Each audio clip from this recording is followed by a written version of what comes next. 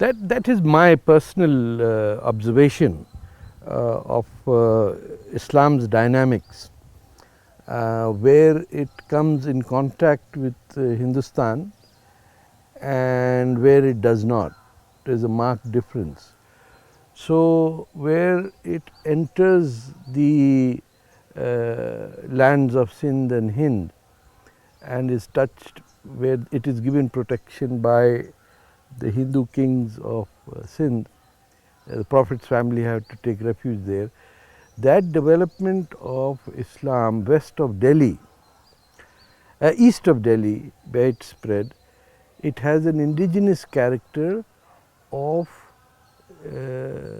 embedded in Hindustani wisdom, the Vedas. They have an influence on that. Yeah, if you look at the Islamic University of say Jakarta as compared to say the Islamic University in Islamabad.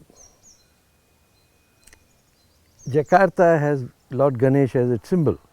It's an Islamic university of much higher standard than Islamic. In Islamic University of Islamabad, if it had Lord Ganesh, it would be burned down, right?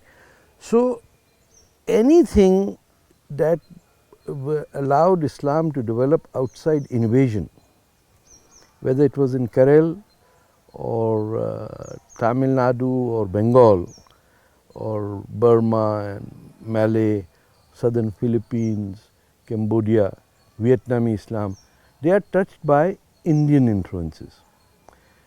They became indigenous to the soil and took on a culture.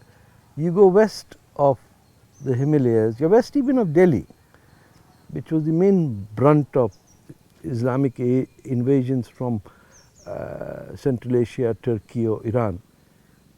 There is a complete lack of tolerance. And this is right in front of our eyes and we don't see it.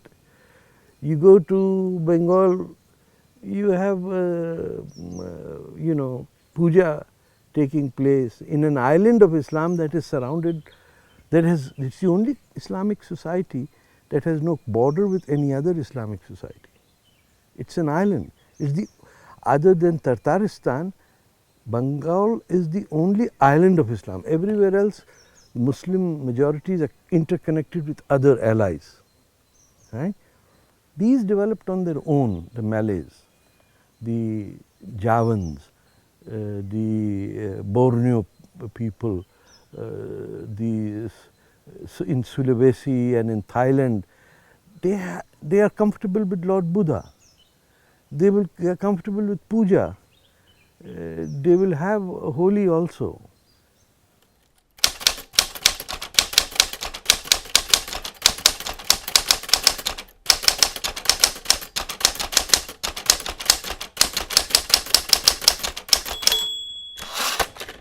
Yeah, but that's my point, that that is not Vedic Islam, that is Arabized Islam. And the Prophet Muhammad didn't come for the Arabs. He said, "Mere andar, मैं हिंद से नहीं हूँ लेकिन मेरे अंदर हिंद है, हिंदुस्तान है." That's the Prophet.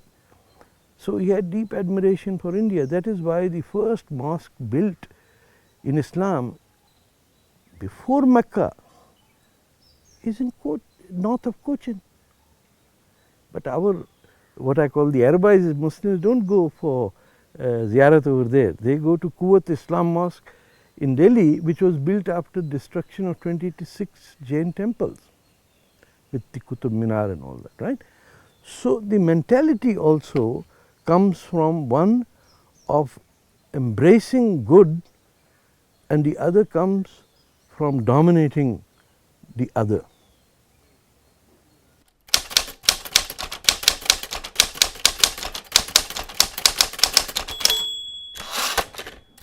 It is because Arab Islam essentially was written and dominated by the enemies of the Prophet Muhammad.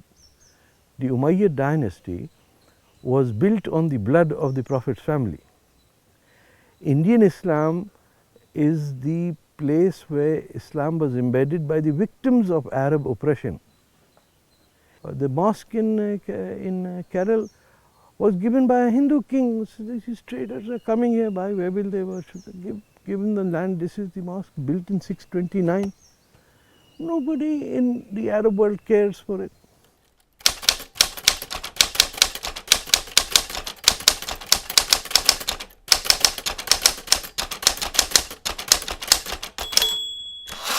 Because it is imperial in its nature.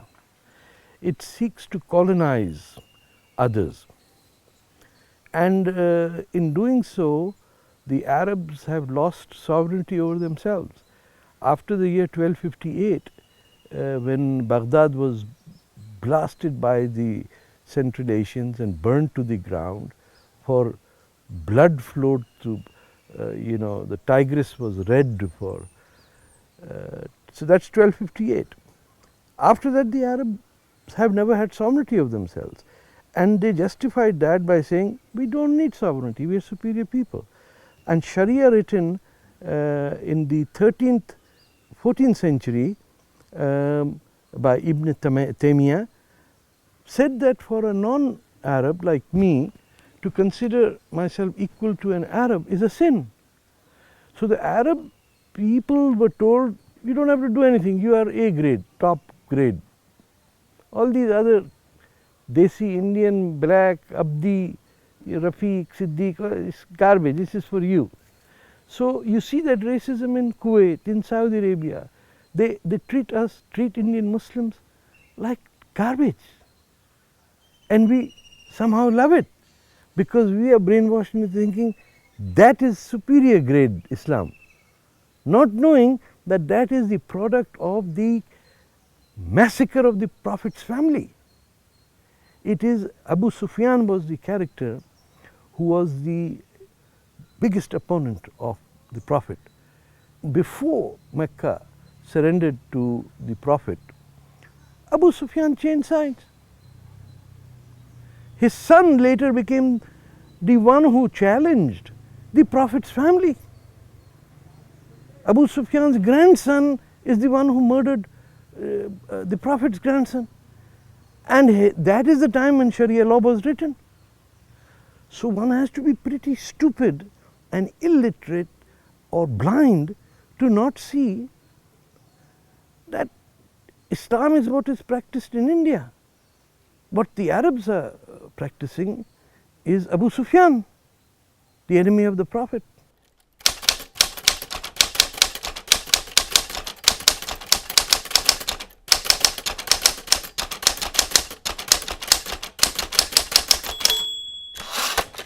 Because of the oil boom, a lot of Indians have gone to work in the oil-rich Gulf area.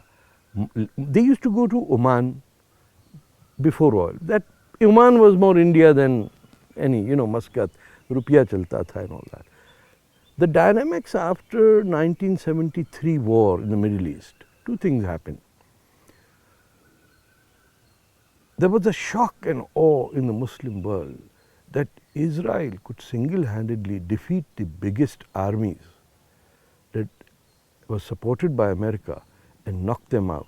And both Damascus and Cairo were within the range of Israeli IDF artillery, and in Golan they went uphill and took over the Golan Heights. They still control that. There was this shock. Oil embargo came. Suddenly oil went from $35 a barrel to $100. The Arabs then had to do literally nothing to be rich. And the trickle-down economics of the Arab oil boom is that every Arab is slightly richer than the rest of us in India. Reason being that this vast network of contracts and investment didn't go into like creating universities of excellence. There's no Harvard in the Arab world. No, so the Keralites and the Tamil Muslims who are already cut off from their links to the northern Indian Muslim because of partition. The first crime has been committed. India's limbs have been amputated. Now the only place where Pakistan Muslim League exists, All India Muslim League, is in Kerala. Imagine that. So it's an identity crisis. Now, once the men are gone to earn money, prior to the oil boom, whether it's a Hindu woman or a Muslim woman, she's working in Kerala. They were the most socially advanced society under Nambudripad's government. Education was there. The CPI was, running the state. I'm talking of the 1959 election. A different. Literacy was 100%. Kerala was the only, where Muslims lived, the only 100% literate people who are Muslims in all the place.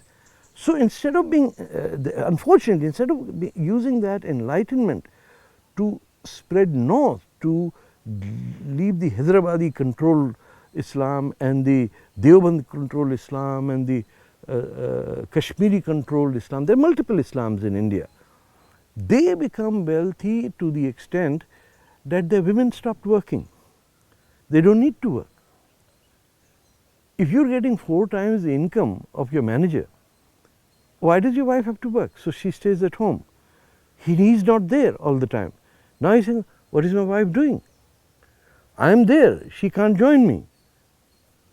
Burqa comes in.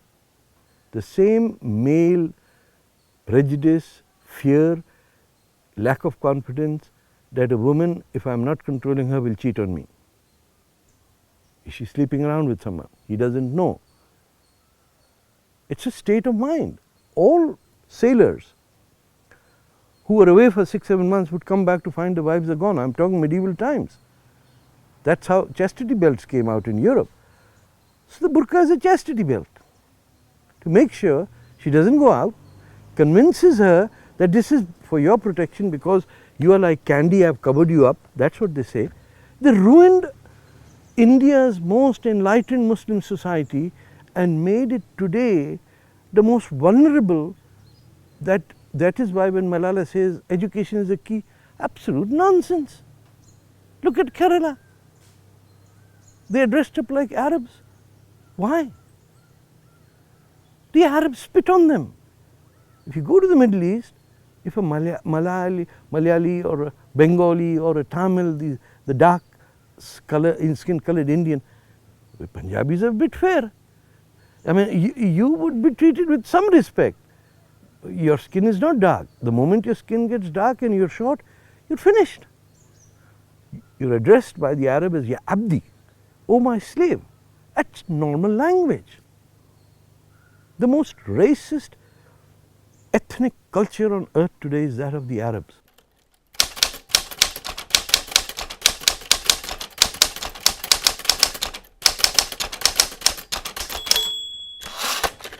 He should come to his senses, read his history. He should understand that he owes a great deal to the Hindus of this land that gave refuge to the Prophet's family. If my parents are helped by someone in the neighborhood, at least I should take some, laddus or something. Like, thank you, aapne ख्याल रखा.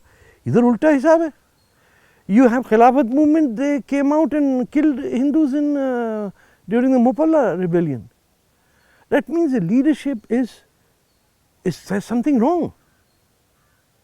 There's a sense of superiority complex. And then elements of Kerala society say we are actually Arab settlers. We're not even ethnic Keralites. That is now developing. I mean, I saw the Communist Party of India flag where the red had been changed to green. How I mean, Dange or Nambudripad must be, I don't know if they're in graves or they are, but this is impossible to imagine. And it's happening within our generation.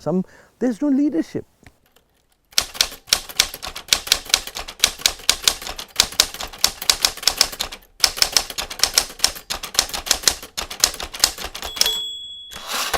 They are misguiding by not being literate enough to even understand the Quran. I don't know these mullahs know that the Quran is not in chronological compilation.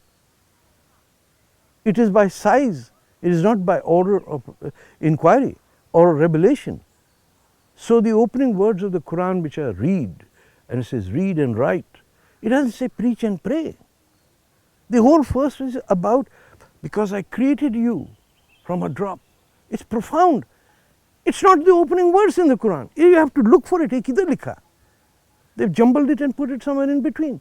Now, to cover up your mistaken compilation, which happened long after the Prophet has died, wouldn't the Prophet support people taking right things? But no, they're carrying on the mistake made by the Arabs and Abu Sufyan's family to print the Quran in such a way. And mind you, this gentleman who set up Muawiyah, who set up the Umayyad dynasty, is the guy who fought against Ali, who is the greatest philosopher, a profound thinker in Islam. The Prophet's son-in-law, his cousin, his daughter was a feminist. I mean, the Prophet's wife was a feminist, Khadija. She was for, I mean, you tell Muslims today, say from Kerala, we want to follow the example of Prophet Muhammad. Alhamdulillah. Then every 24-year-old Kerala Muslim should marry a 40-year-old twice divorced non-Muslim woman. If he doesn't do that, he better shut up and do some seva to somebody else. This is not Islam. That you are emulating the practice of marrying younger girls or selling your daughters to Saudi tourists in Hyderabad for 12-year-olds. Is this what we have become? That the beggars of yesterday are buying our daughters as if they're buying cattle? There's more respect for a camel in Arabia.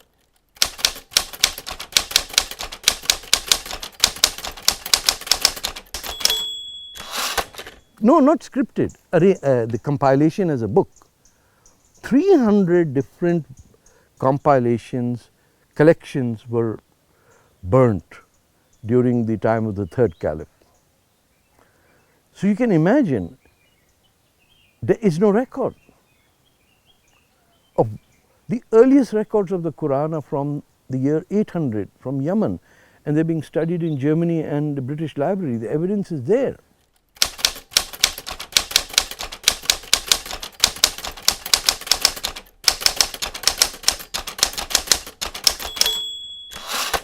Well, there's hardly anything to challenge in the concepts. You have to discard, for example, things that are outdated, that don't apply, because we live in nation states. And living in nation states is a very new concept.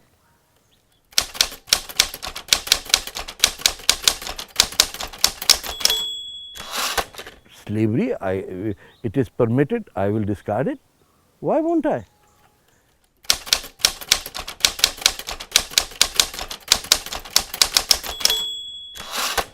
It is permitted. It just says be kind to them, but it is there. So just because nobody else does it, we are willing to give it up. But what about polygamy? What about first cousin marriages? It's permitted, but it is destroying our, physiologically destroying the entire Muslim community by first cousin marriages, which happens more in the elite upper class than in the working class. So you often find working class Muslims are far more sensible and witty and intelligent than educated ones.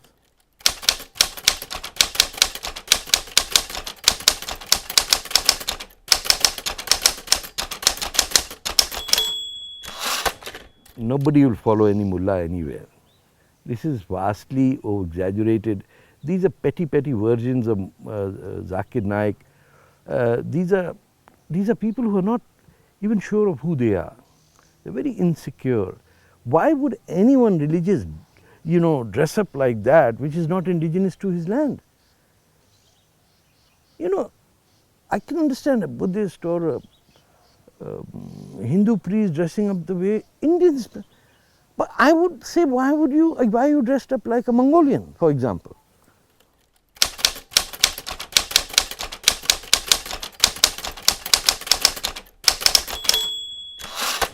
Muslims of India should have Indian names.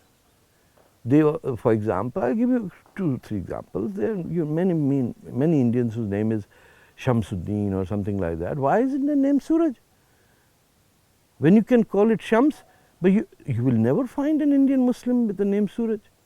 Does it make the same sun Muslim sun? Or you will see Aftab, but you will never see Chand, unless the Muslim is poor. Then he is indigenous, so he can have Chand Babu kya haal hai. But if he is middle class, then he is Aftab. If he is upper class, he becomes Qamar. It's the same moon.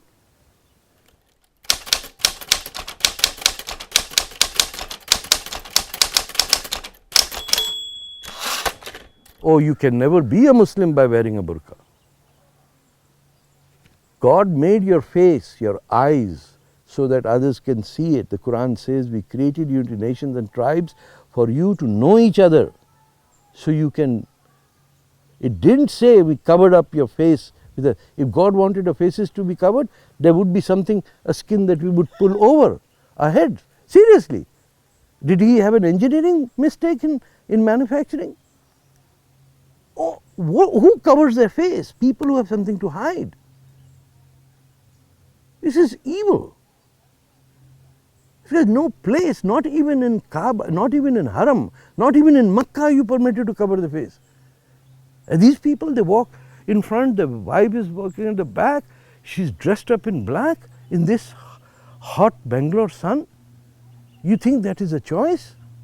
And other women are on their motorcycles. So this is a huge challenge to the leadership. I mean, I'm not a resident here, it's not my right, but that's my observation, that this is the biggest curse on the Muslim future of putting your mothers in caskets of cloth and throwing them at the back of the mosque by saying you dare not enter the front row. जो अपनी माँ को ये treatment करता हो उसको ऊपर वाला पूछेगा क्या? What did you do to your mother? Oh God, I threw him back. Never let her enter the mosque. And he will say that's okay. So this is completely off track. It's a supremacist idea, and it started with Muhammad Ali Jinnah's notion that we are separate, that Muslims cannot live under Hindu majority. Where there is a non-Muslim majority, we need to separate. But the same people apply for immigration to America, where there is a 95% non-Muslim majority. But they are white, so it's okay. Hindus are not white, so it's not okay. You think if Germany were all Hindus, would Muslims say, I'm not going to take refuge over there? All these hundreds of thousands coming in? That's what Muhammad Ali Jinnah said, that a Muslim cannot live under the sovereignty of a non-Muslim. That was a moral crime, a crime against humanity, and inshallah Muhammad Ali Jinnah will someday be tried posthumously for war against humanity. He amputated India, Mother India. In all our history of 10,000 years, who has cut off the river Indus from India?